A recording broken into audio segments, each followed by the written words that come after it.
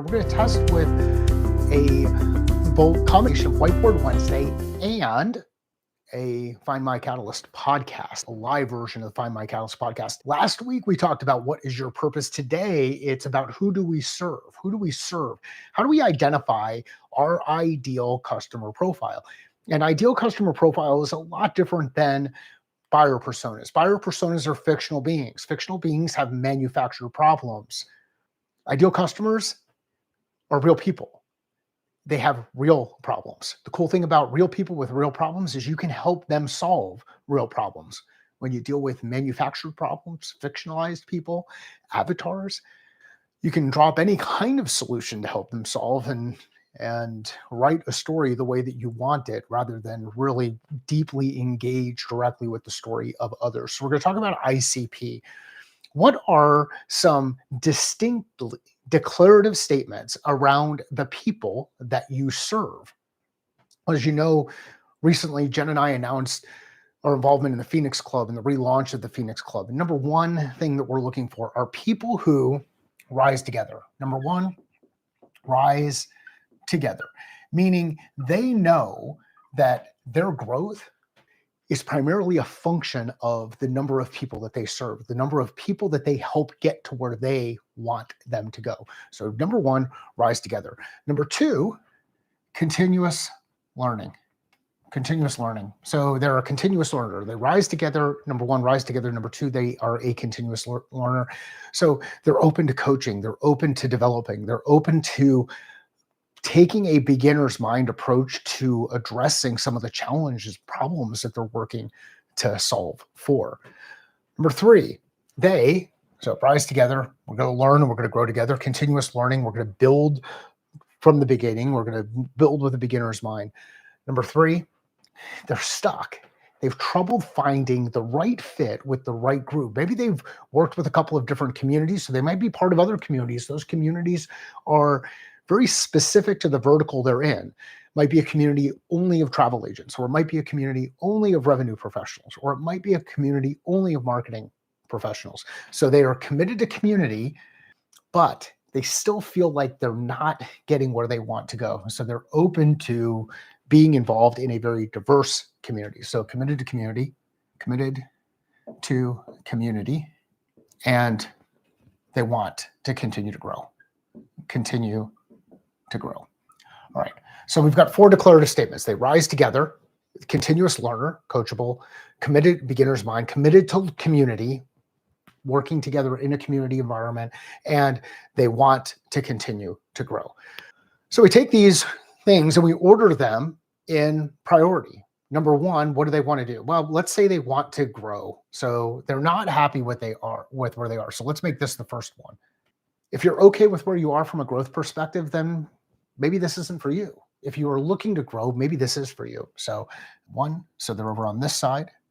Then I'm drawing a perpendicular line to the first horizontal line. This starts to look like the logo in the Catalyst Axe logo. It used to be part of the Catalyst Sale logo. For those who are familiar with territory planning, this is that same diagram, that same exercise. And you'll see this in the video if you look at the Whiteboard Wednesday version of this on YouTube, or the live version of this on YouTube. Number one, want to grow. Number two, they know the importance of growing together. So growing together. So they would be up on the top part of this horizontal line. So the vertical line, they're over to the right. The horizontal line, they're up toward the top. We're going to run another perpendicular line on that horizontal. And that is going to be our third one on here, which is continuous learner. So they are a continuous learner. And the last piece, they are committed to community. So they fall right into this category. They 1, 2, 3, 4. Want to continue to grow? Yes. Are interested in rising together? Yes. Are focused on continuous learning? Yes. Are committed to community, meaning they've been a part of communities in the past? Yes. So that is the structure that we could use around who do we serve from an ideal customer profile, specifically when we talk about the Phoenix Club. So how does this apply to the whole purpose thing that we talked about last week? I shared my purpose. My purpose is to be a catalyst of change for others, for other people, individuals, for teams, and for organizations. A catalyst of change for others. How do I do that? I do that through the combination of thinking, frameworks, tools, process, and design. I engage with others, draw information out, figure out current state versus desired state, and then help build a plan to help you get there, simplifying it so that we can identify for next logical steps. So, my purpose, catalyst for change. Who do I serve? People who are struggling with that kind of stuff. The people who struggle with getting to where they want to go, growing at the level that they want to grow at, and lack systems and processes, lack clarity, lack focus to be able to do so. We can create that focus through lines of clarity like this and through some of the other stuff that we could do on a whiteboard. So, purpose, catalyst for change. Who do I serve? People who meet this criteria from a Phoenix Club perspective, and some of the other stuff that I'd shared earlier from an organization perspective. When we're focused on the catalyst sales side of things, so the revenue side of things, it's typically organizations who are dealing with emerging technology, developing emerging technology, AI, ML, AR, VR, cybersecurity, digital twins, edge computing, emerging tech applied to helping humans do better human things. So enablement tech, emerging tech plus enablement tech. You find technical founders in that space who have an appreciation for systems and processes, but they've not seen that applied to the revenue side of the challenge. So that's where I get in as a fractional revenue leader, or helping train and coach people inside our organizations to get better at generating revenue, executing on the revenue side. Let's talk about you. You went through the process of identifying your purpose. You've identified your purpose. Now, what you've got to figure out is, what are the specific problems that you solve for relative to that purpose? Catalyst for change. Once you understand those problems that you solve for, then the next big question is, who actually has those problems? Who is impacted by those problems, and who cares about the people who have or are impacted by those problems? If you paid attention to the hexagon, remember, we have what problem do we solve for? And then on this side, who has, who's impacted, and who cares? Who's has, impacted, who cares? Once you've identified that, then you've earned the right to move over to why. Why does it persist? Why is it important to solve? What's the business impact? That gets into the hexagon. This is where those tools come together. So who do we serve? We serve the people who have this specific problem, who are impacted by this specific problem, or care about those who have or are impacted by the problem. Why is it important to have all three? If we have all three perspectives, then we can learn a bit more about our customers, and we can get ourselves into a position where we can help solve. We can also solve in context. We can also get ourselves into a position where we might be able to help them support identifying budget sources to be able to fund solving for this specific problem. Sometimes the people who have the problem don't have any money. Think about selling into HR or learning and development. These are two areas that I've historically worked with when selling products like Skillsoft or SmartForce or O'Reilly or any of these emerging tech products like MIT Horizons. When we're going in there, we're going to people who don't necessarily have the resources to support bringing on new technology into their organization. They have the problem. What they need to do is find out who else is impacted by the problem. Who in the is it customers? If it's customers that are impacted by the problem, maybe sales can help fund it. Is it the engineering team that's impacted by the problem, which ultimately impacts product, which ultimately impacts customers? Maybe we can find some other funding resources from those who are impacted by the problem. Or at a leadership perspective, or customer perspective, who are the people who care about the people who have or are impacted by the problem? This who do you serve is all around the question who, and there are three distinct who's that we want to look at. Who has the problem, who's impacted by the problem, and who cares about the people who have or are impacted by the problem. One of the cool things when you get into things like B2C, individual consumers, sometimes the people who have the problem, impacted by the problem, and care end up being the same person. I'm hungry. I want to get a hamburger. I decide to go to the best restaurant in the entire world. I go to In-N-Out Burger. I have the problem. I'm impacted by the problem. I care about the problem. I can go through and solve that pretty quickly for myself. Now, Different situation. Let's say I'm in the car. I'm in the car with kids. Everybody in the family is hungry. Maybe some people don't like In-N-Out. Well, they're not part of my family. My family loves In-N-Out burger.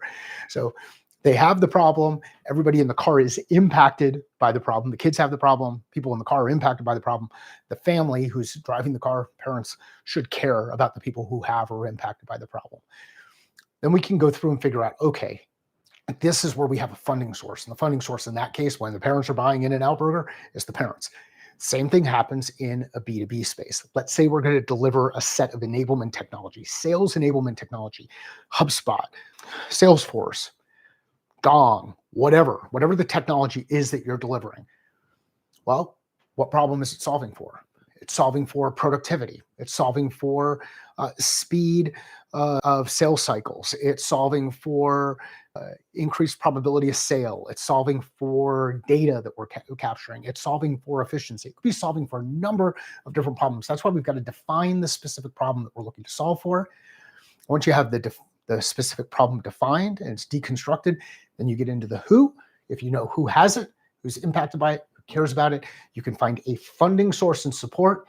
If for whatever reason you've identified a problem, because you've got and you have a solution, you've got this hammer, you're just looking for the nail. You're looking for the nail, but you can't find people who have it or impacted or care about it. You're solving for the wrong problem. Or maybe you're solving for the right problem, but people don't care enough about it. So you're going to starve trying to solve for that problem. What is our purpose? First, what problems do we solve? Second, who do we serve? Third, then we can start to move into things like why and how, and work our way through it. We're going to continue this exercise. The first part of the year is all focused on self. Who do we serve? What problems do we solve? Now, who has it? Now we're starting to shift and get an understanding of how do we become really deliberate inside our businesses, inside our operating environment, as we focus on who we serve. This is really tough stuff because, and it's been said by a number of different people, I don't even know who to attribute this quote to, but if you are solving for everybody, if you serve everybody, ultimately you serve no one. Some people just don't want to get better at the things that they're working on. If that's the case, they don't need a catalyst for change. I'm not for them.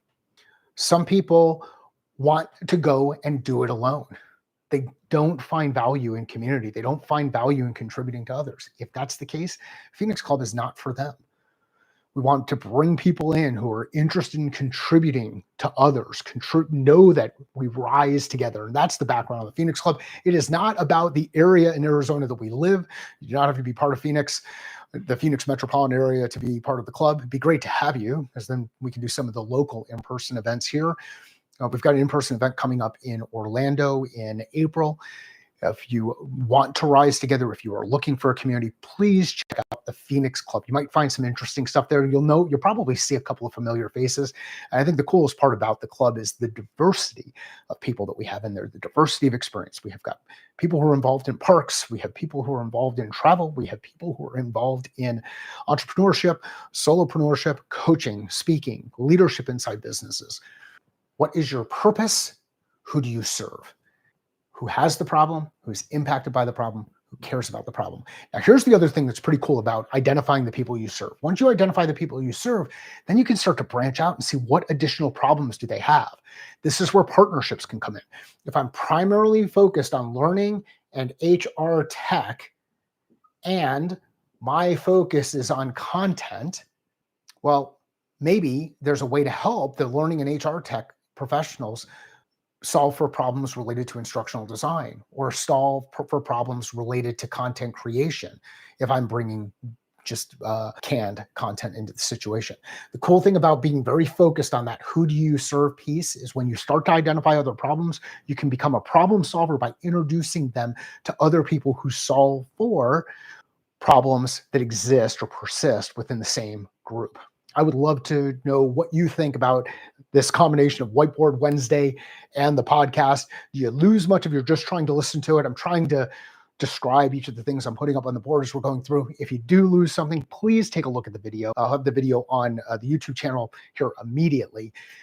If you know somebody who would gain value from this discussion, please share it with them.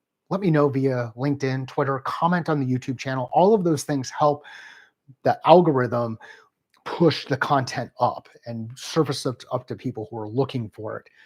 If you are looking for someone to facilitate a discussion inside your organization to help you create clarity around your leadership team or your small group team inside your organization, please reach out to me. You can reach out to me at hello@catalystsale.com or hello@findmycatalyst.com, depending on how you're engaging with us. Reach out to us directly. Sales is a thinking process. Business is a thinking process. Life is a thinking process. How are you thinking differently about your process? Thank you.